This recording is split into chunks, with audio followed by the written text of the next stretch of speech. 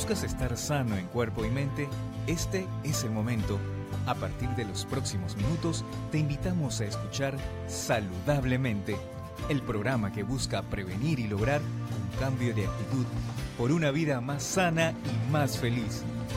Bienvenidos.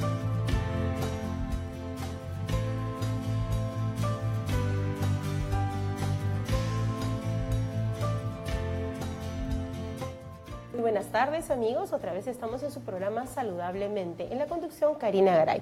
Y bueno, hoy día es un día feriado, pero vamos a aprovecharlo para tocar un tema que es muy común ahora y que a veces no se toma la debida importancia, y es el tema de los ataques de ansiedad o ataques de pánico, que es muy usual. Y ahorita vamos a conversar con el doctor Jeanro Aguirre, que es director del Centro de Salud Mental Comunitario de Caraballo, ya emblemático, ustedes lo saben. Nuestro invitado de ahora es el doctor Aguirre. Muy buenas tardes, doctor. Muy buenas tardes, muy buenas tardes. Muy bueno. Bueno, hablábamos de este tema un poquito fuera de cámaras, de los ataques de ansiedad, ¿no? Y los ataques de pánico que tienen una raíz conjunta, que es justamente este miedo desproporcionado y que es poco entendido por la comunidad y por los mismos especialistas en la medicina. Cuéntanos, ¿por qué surge esto?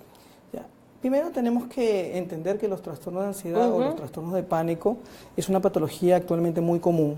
Expresamos de que 1 a 1.5 de cada 10 personas va a tener un trastorno de pánico a lo largo de su vida, y esto van a estar condicionados generalmente a el estrés del día a día, van a estar condicionados al la excesiva carga laboral. Estamos hablando ahorita en este momento de una sociedad donde lamentablemente es una sociedad rápida, o la generación Y del milenio, y este tipo de eventos estresantes, que es como los llamamos nosotros, pueden precipitar eventos o ataques de ansiedad. Y esto hay que entenderlo básicamente como una falla en el sistema de alarma del organismo. Si nosotros tenemos un carro, por ejemplo, y tenemos su alarma, la alarma está diseñada, si viene alguna persona a intentar forzar o abrir el carro, bueno, la alarma va a sonar pi, pi, pi. Pero si entendemos que esa alarma está sensible o está hipersensible, va a pasar una moto o va a pasar un carro o va a pasar un perro a 1 o 2 metros y la alarma se va a activar. Eso es básicamente lo que pasa en nuestro organismo. Nosotros tenemos un sistema que se llama sistema lucha-huida. Este sistema está relacionado para que nosotros podamos enfrentar los eventos adversos, ya sea luchando o corriendo. Y realmente esto es parte vital de nosotros porque hemos llegado a ser lo que somos como especie gracias a este mecanismo. Te explico un poquito mejor. Estamos cruzando la pista, pasa un carro, nos toca el claxon, inmediatamente volteamos, ¿verdad? Porque se nos ha dado una alarma, volteamos y vemos que el carro viene.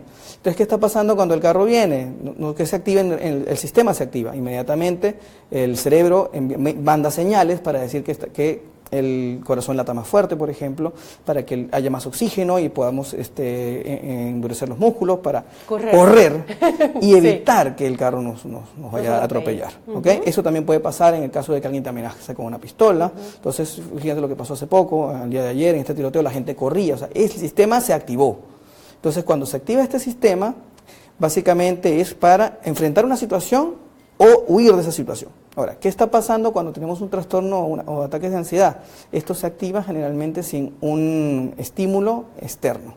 Y esto hace que lamentablemente nuestro organismo, como nuestro cerebro es tan sabio, si nosotros estamos, porque si esto te pasa, como pasó ayer, o como pasaron en otras indicaciones, cruzando la pista, un carro, lo que sea, pero si pasa en tu casa, viendo televisión, compartiendo con tus amigos, viendo una película, y no hay nada afuera que te explique esta situación, bueno, ¿qué dice el cerebro? Ya que no hay nada afuera que lo esté explicando, entonces la cuestión es interna. Entonces me está dando un infarto, tengo una crisis respiratoria, tengo un proceso de broncoespasmo y voy corriendo a una emergencia en un hospital porque no hay nada que me diga qué está pasando en realidad. Y hace que vayamos primero a centros de atención primaria o emergencias hospitalarias, simulando quizá o que tengamos un infarto o alguna patología. Ajá, entonces lo que vemos es que este miedo desproporcionado, usted menciona, que el sistema que, digamos, nos ayuda a estar alerta, a adaptarnos a una situación de peligro, está como... hipersensible, ¿no? O sea, no está en equilibrio, ¿no? Entonces esto ocurre que ante la menor sospecha de algo, en lugar de adaptarnos a esta situación, digamos, nueva, lo que pasa es que nos ponemos en extrema alerta. Y cuando no es el entorno, pensamos que viene de adentro, algo nos está pasando, pero no sabemos qué. Sí, porque fíjense que los síntomas de un trastorno de pánico o un ataque de pánico generalmente son dificultad para respirar. Y esto está explicado porque obviamente cuando el organismo manda las señales, generalmente reguladas por neurotransmisores, que serían adrenalina y noradrenalina. Ustedes saben, la adrenalina puede cargar carros y toda esta cosa, ¿no? Lo sabemos.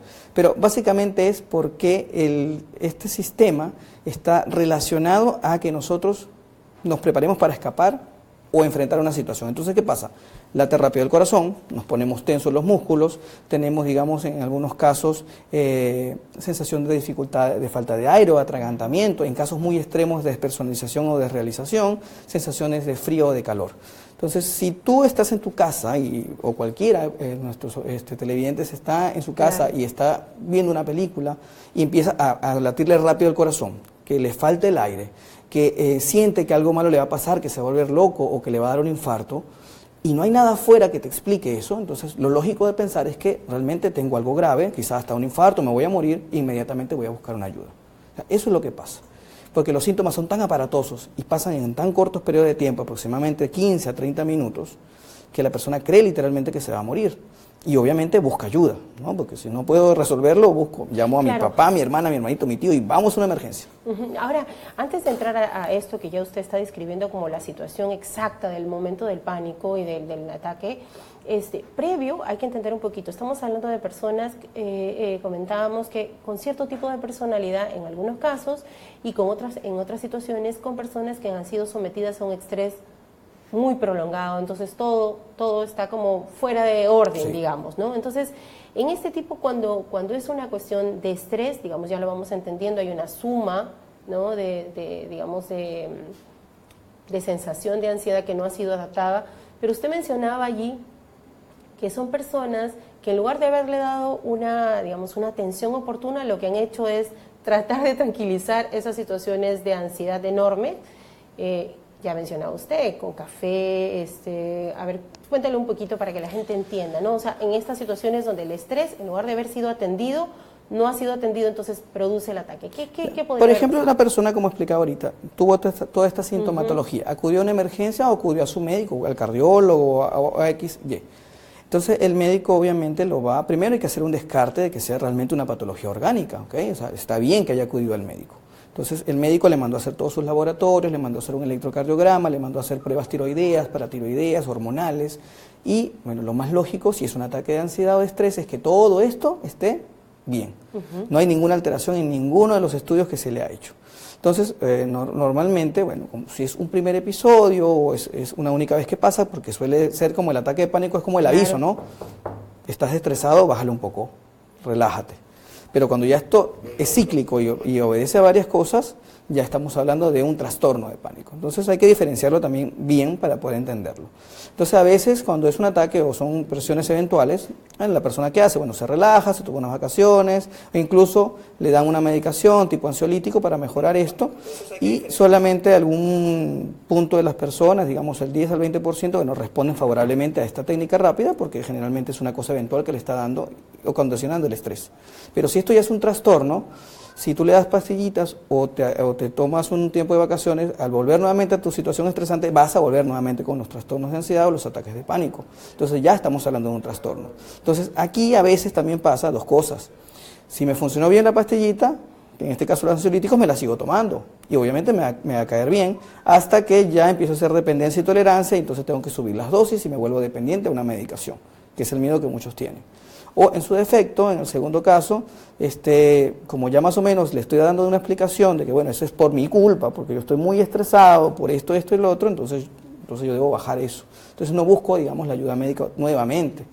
Entonces ahí es donde nosotros tenemos que entender que si ya estamos sufriendo estos síntomas reiteradamente, incluso con cambios muy cíclicos, que te van a alterar el comportamiento, porque vas a tener crisis de pánico recurrentes, vas a tener sensación o conductas de evitación, porque si me da esto en mi sala, yo no quiero ir para la sala, si me da esto en mi trabajo, yo no quiero ir para el trabajo, si me da esto en el supermercado, no quiero ir al supermercado, si me da en el metropolitano, no quiero subir un bus. Entonces ya yo empiezo a hacer conductas evitativas. Entonces ya vemos dos cosas. Número uno, ataques de pánico recurrentes, y estamos viendo situaciones de evitación. Y el otro punto es la ansiedad o el miedo al miedo, la ansiedad flotante. O sea, el miedo de que me vaya a volver a ocurrir. Claro. Y ya con esto me estoy limitando a hacer mis actividades. O sea, hay un trastorno que afecta a tu vida. Sí, afecta a tu vida. O sea, ya no es solamente situaciones específicas. O sea, aquí está hablando que ya no quiero salir porque me siento con miedo que me vaya a pasar algo. O sea, necesito estar con alguien, necesito estar con alguien, con un primo, con un tío, con mi mamá, que se llama bastones terapéuticos para poder salir. o en su defecto incluso hasta me desligo de mi casa, de mis situaciones sociales o me desligo del trabajo. Entonces ya esto afecta a una esfera más allá de solamente un ataque de pánico puntual. No, esto ya te está afectando toda tu vida, desde familiar hasta laboral. O sea, ahí vemos que cuando la ansiedad, digamos, en su grado 1 adaptativa, no ha sido atendida, digamos, empieza a escalar y se va convirtiendo en algo, así un monstruo muy grande, se apodera de tu vida, digamos, y en lugar de darle un tratamiento, que es, en este caso, buscar un especialista, ya finalmente la gente se puede ir aislando, puede ir perdiendo su propia vida a propósito de pierde su capacidad de socializar, pierde su capacidad de vincularse. O sea, la red de apoyo que puede tener también es muy importante. ¿Okay? Eso también, familiares, esposa, madre, hermanos, muy importante también porque son los primeros que se dan cuenta de que hay un cambio. Esta persona antes hacía todas sus cosas, ya no quiere salir. Y a veces también incurrimos en el decir, pero pon de tu parte, ¿no? ¿Por qué? Pero pon de tu parte, si esto es algo pasajero. Relájate. Sí, relájate. Ay, relájate. Pero aquí el punto es que si es un trastorno de ansiedad, por más que tú pongas de tu parte, esto va a volver. O sea, es una cuestión que vamos a dejar así sumamente claro, no es voluntaria, no es que uno quiera tener un ataque de ansiedad o que uno quiera ser ansioso. No, las personas que han tenido un ataque de ansiedad, y yo creo que si estamos hablando con la estadística, 1 de cada 10 personas que me está viendo ha tenido un trastorno de ansiedad. Esto es horrible. Sientes que te vas a morir, que vas a perder el control, que te puedes enloquecer, que te va a dar un infarto. O sea, esto es horroroso, pero quienes lo han vivido, quienes han visto como una persona en un ataque de pánico, esto simula mucho, y simula en el sentido de que quizás esté tratando de manipular a alguien. No. Simula significa en el sentido que se parece o es muy relacionado a un ataque de cardíaco, un ataque cardíaco, un infarto al miocardio. Entonces, cuando la gente siente esto, es horrible. Entonces, obviamente, acudes primero ¿a quién? A los médicos o generales, emergenciólogos o cardiólogos. Y cuando le hacen todas las pruebas y le dicen que no tiene nada, entonces ya me quedo, entre comillas, tranquilo, no tengo nada, esto no es nada malo. Cuando ya voy varias veces a la emergencia o voy varias veces a los centros de unidades de atención, que el médico ya se está dando cuenta de que esto ya no es algo normal, no es algo eventual, porque de repente dice, ¿hizo vacaciones? Sí, me fui una semana, no sé, a la playa, me relajé, me tomé vacaciones 15 días. Otra vez estoy tenso. Y otra vez estoy tenso, y he vuelto, y es la cuarta vez o tercera vez que viene a la emergencia, entonces tenemos que entender que esto ya no es algo eventual, esto ya es un trastorno de ansiedad. Como dice usted, es que se tiene que atender con un tratamiento especial. Sí. Usted mencionaba que tanto puede participar la medicación como también una terapia conductual, aprender a detectar. Entender que el médico ya te detectó que esto no es un trastorno orgánico, ya no es una patología médica, digamos, tradicional, no es un hipotiroidismo, no es una hipertensión, no es un infarto. Entonces, ¿qué pasa? Generalmente, y esto hay que decirlo, la gente le dice psiquiatra y corren. Señora, ya esto no es, señor, no podemos atenderlo nosotros, tiene que ir a un psiquiatra. Entonces la gente a veces se puede ofender, y eso hay que entenderlo también, ¿no? Pero si no estoy loco, ¿por qué voy a ir por un psiquiatra? Y entender de una vez que el psiquiatra no es para locos. Los trastornos depresivos, ansiosos, realmente son muy comunes en nuestra sociedad, y generalmente el 30% de la población en el Perú sufre un trastorno mental. Y entonces eso hay que entenderlo así, porque estamos en una sociedad muy estresante. Entonces, entender que si esto está en manos de un psiquiatra, hay que ir al psiquiatra. Entonces, fíjate, ¿qué hace el médico psiquiatra en este caso? Incluso nosotros trabajamos también, porque hay médicos psiquiatras que hagan psicoterapia, hay médicos psiquiatras que son más clínicos, y hay psicólogos clínicos que se encargan de ello. O sea, el tratamiento es dual. Entonces, ¿qué tenemos que hacer con este tipo de personas que sufren un trastorno de ansiedad? Primero, psicoeducarlos, hacerles entender que esta es una enfermedad o una patología que obedece al estrés y que va a mejorar con un tratamiento, ya sea médico y sea psicológico, porque hay que entenderlo así. Medicina solita mejora, pero se la quito y va a volver. Tratamiento psicológico solo, lo más probable es que también sufren de recaídas, porque te van a ayudar a controlar en el momento que te dé, no evitar a que te dé, o en algunos casos, algunas terapias también mejoran eso, pero mejoran, no es que la curan.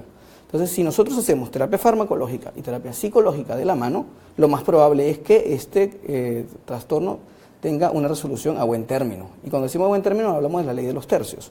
Un tercio mejora completamente, un tercio puede tener alguno que otro síntoma residual, y un tercio puede llegar a la cronificación.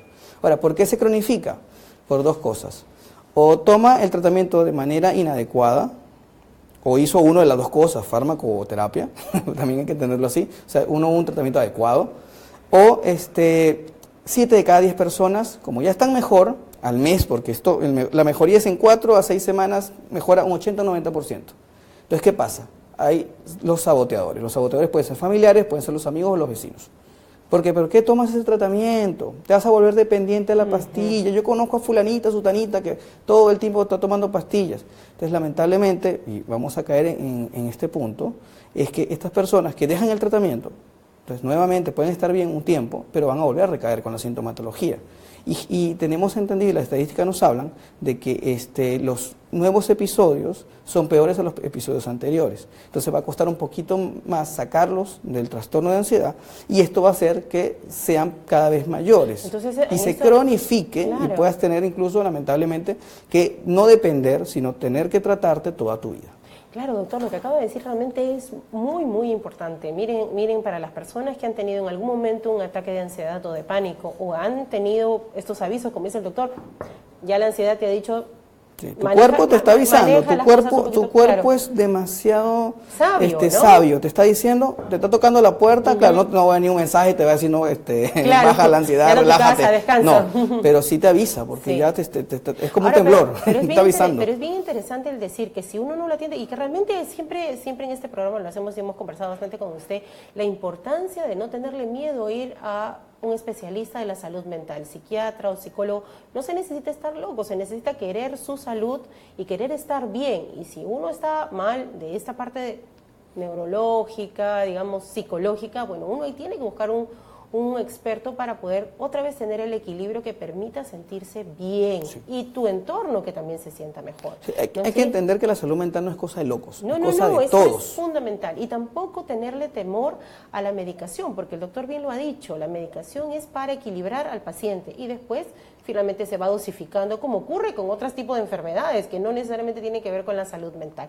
Doctor, yo quería preguntarle, a veces, ¿qué pasa, por ejemplo, para los que nos están viendo, que ya han tenido estos avisitos, pero no hacen caso? Y en lugar de tomarse las cosas con calma, tener horarios, digamos, para relajarse, para estar un poquito más digamos, en familia, olvidarse un poco de las labores, ¿qué pasa con aquellas personas que en lugar de hacer esto, toman café, como usted advertía un poquito antes del programa, pueden empezar a tomar algunas drogas? O sea, que hay algunos tipos de personalidad que son evasivas, ¿no? A ver, sí, cuéntenos. Personalidades evitativas, por ejemplo, y situaciones, digamos, de estimulantes. Fíjese que los factores predisponentes para un trastorno de ansiedad tenemos, de un lado tenemos todos los psicoestimulantes, tenemos drogas, tenemos el café, aunque muchos dicen, bueno, el café, el té, estas bebidas energizantes con taurina, tipo Volt, no, bueno, sin cuestiones de publicidad, pero estas bebidas energizantes.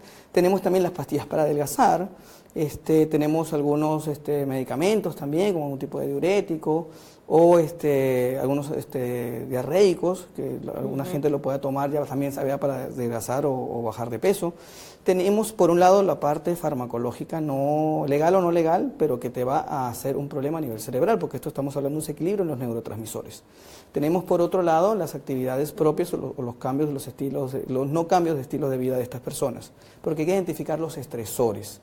¿Cuáles son los estresores? Puede ser el trabajo, puede ser que no llevamos una vida saludable, que no hacemos una cantidad de ejercicio adecuada a lo que tenemos que hacer, y todo aquello que nos vaya a contribuir a una propensión de un ataque de ansiedad, o lo que nosotros llamamos eventos vitales estresantes, alguna muerte de un familiar, alguna cuestión que no podamos evitar, ¿no? Porque nadie está exento a esto. Y eso es por un lado. Y por el otro lado tenemos los ejercicios físicos extenuantes, enfermedades médicas, ya sea que hayamos sufrido de un infarto al miocardio, y ahí, en este caso, como yo lo viví, tengo miedo que me pase y desencadeno la ansiedad. Algunas patologías como la hipertensión, patologías tiroideas, y ejercicios extenuantes y vida estresante. O sea, eso tenemos que entenderlo como un punto grande, factores predisponentes para que tengamos esos son factores, todos los que ha mencionado el doctor. Si uno tiene alguno de esos, hay que tener como cuidado, hacer más alerta, digamos, a estos síntomas. Uno empieza ya, como dijo, me falta la respiración, tengo la sensación de que algo terrible va a pasar, pero no sé por qué ni qué, y como a medida que van a pasar los minutos ya la sensación es enorme, sí, uno acude inmediatamente a emergencia, y ahí hay que tomar mucho cuidado cuando uno salga del alta y ve que no ha sido una cuestión fisiológica. Acudir. Y empieza siempre poco a poco, ¿no? No empieza aparatosamente. O sea, siempre empieza, digamos, con a veces la gente te dice, no, siento la cara como acartonada, así como... Como que me late, como ¿no? Que me late, o empiezo así, el ojo me empieza a latir. A latir, ajá. Eso es un aviso. Ya es un aviso que está sometida a ansiedad, estrés. Y usted me dijo una cosa bien interesante. El doctor decía que entre sus pacientes hay desde altos funcionarios, empresarios, como vendedores de la vía pública. O sea, esto le pasa a Esto no distingue raza, condición social, religión o color. O sea, esto es algo que nos puede pasar a todos. A mí, te puede pasar a ti, le puede pasar al camarógrafo, le puede pasar que no esté viendo. Y la estadística nos dice que le va a pasar a 1.5 de cada 10 personas. 10 personas. Entonces, que si hay 10 personas que me están viendo, una debe haber sufrido esto en algún momento. Doctor, o estaba sufriendo esto. Ahora, es importante, estamos hablando un poco de las personas adultas. Yo quiero hacer una tingencia muy pequeñita. ¿Qué pasaría, doctor, si es que hay una persona adolescente, un poquito más pequeña, que tiene un cuadro así también? Por ejemplo, niños que se están por enfermar y que dicen, me falta la respiración. Eso también ya hay que tomarle atención si vemos que no hay un correlato en que ha pasado algo médico, digamos, para que los chicos tengan esa sensación como de vacío, como de pérdida de control.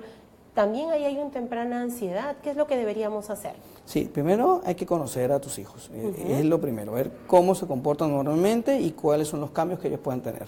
Entonces, generalmente puede presentarse con esta sintomatología como hemos hablado, pero generalmente se presenta, digamos, con cambios en el estado de ánimo, con irritabilidad, se puede presentar también con terrores nocturnos o empiezan a mojar la cama cuando antes no lo hacían. Entonces, estos son como alertas de que algo puede estar pasando.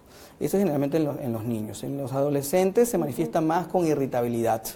O sea, hay personas que son adolescentes que son irritables, oposicionistas, que tienen mal genio, y hay que ver los cambios. Entonces, y generalmente en los adolescentes hay que tener mucho en cuenta y descartar de base el consumo de sustancias, porque es la edad en que inician. En el Perú, aproximadamente de 12 hasta los 14 años inician el consumo de marihuana las mujeres, y de 10 a los 12 años los varones. Entonces, estamos hablando ya que es un cerebro en formación y que como yo lo expliqué hace poco, estas sustancias predisponentes van a desencadenar un ataque de ansiedad.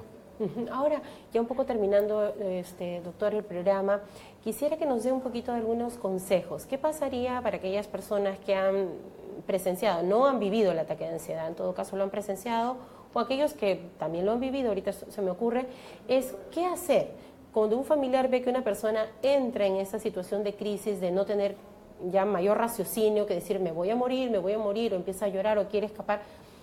¿Cómo debe comportarse su entorno? Había leído algo en internet, pero me gustaría. Dice que uno tiene que ayudarlo a pensar en otras cosas. ¿Qué podríamos hacer, doctor? Primero, como ya sabemos que esta patología es pasajera, o sea, el tiempo es entre 10 a 30 minutos, eso es lo primero que uno tiene que decirle a esta persona. Esto te va a pasar. Que se concentre en su respiración, respira profundo, inhala, exhala. Podemos hacerle incluso hasta preguntas, ¿cómo te llamas? ¿Dónde estudiaste el colegio? ¿Quién es tu pareja, tu enamorada? ¿Cuántos hijos tienes? O sea, tratar de que la mente piense en otra cosa. También podemos, en este caso, decirle cosas muy positivas, quédate tranquilo, estás pasando por un momento de estrés, así que respira, relájate, tú eres una excelente persona, o sea, tratar de darle halagos, porque la persona en ese momento está sintiendo literalmente que se está o volviendo loco o que se va a morir. En el caso de que esto no pase en ese tiempo corto, porque a veces también nos podemos caer en desesperación, porque la ansiedad es un poco contagiosa, yo me pongo ansioso porque veo a alguien que está ansioso, bueno, entonces brindarle la ayuda adecuada. Si yo no puedo soportar o no puedo lidiar con esta situación, bueno, llevarlo a una emergencia, a un centro de salud, donde ahí le van a prestar las medidas adecuadas. Claro, y es importante decir que la persona que acompañe a aquella persona que está padeciendo este ataque de pánico, de ansiedad, dar la explicación a la persona que ya está diagnosticado, decir, sí, ¿no? Él sufre de un trastorno de pánico, sufre de un trastorno de ansiedad. Y esto ya es muy común en nuestra sociedad. Incluso creo que te dije, hasta Iron Man sufre de ataques de pánico. Sí, superhéroe. Y es un superhéroe. Cualquiera puede sufrir. Entendiéndolo así, podemos ver de que ya nuestra cultura ha internalizado incluso hasta los trastornos de pánico. Y hay que darle la adecuada atención médica y psicológica a estas patologías. Entonces, para los que ya han visto el programa y los que quieren ver la repetición, el doctor ha mencionado que el ataque de pánico es una cosa muy común. 1.5 de cada 10 personas va a tener en algún momento de su vida un ataque de pánico, y lo importante aquí es no menospreciarlo, no subestimarlo, no decir va a pasar y de aquí nunca más me va a pasar, al contrario. Y no achacarle la culpa a la persona, no de indicarle que esto es voluntario, que me estás manipulando. Esto hay que tenerlo bien claro. Una persona que ha sufrido un ataque de pánico o ansiedad jamás va a querer, o sea, no saben lo aparatoso y lo horrible que se siente un ataque de pánico como para querer simularlo. O sea, realmente lo está sintiendo y el problema es que no hay una explicación externa que lo dé y hay que entenderlo así. Esta persona está sufriendo, para él es real, o sea, porque realmente se activan mecanismos biológicos y fisiopatológicos y hay que llevarlo y tener una adecuada atención médica. El psiquiatra y el psicólogo son tus amigos, te vamos a ayudar, pero tienes que dejarte ayudar. Exacto. Muy bien, doctor, muchísimas gracias. Entonces, amigos, ya lo saben, para los que tienen parientes o amigos que tienen este tipo de patología, trastorno, o aquellos también que la padecen, tómense su tiempo, acudan a su terapia, no la abandonen, cumplan el requisito de más o menos aproximadamente 1 año de atención y ya el especialista les dirá si tienen que tomar medicación o solamente hacer una terapia conductual e ir cambiando los hábitos de vida, ¿verdad? Amigos, ha sido un programa más de Saludablemente, espero que les haya ayudado mucho, compártanlo y compartan estos conocimientos que van aprendiendo. Yo creo que a mucha gente de su entorno y a ustedes mismos los va a ayudar. Doctora Aguirre, como siempre, muchas gracias por ser tan didáctico. Agradecida por la invitación y que realmente le den el espacio a la salud mental en estos medios de comunicación. Muchas gracias. Amigos, nos encontramos el siguiente miércoles en su programa Saludablemente.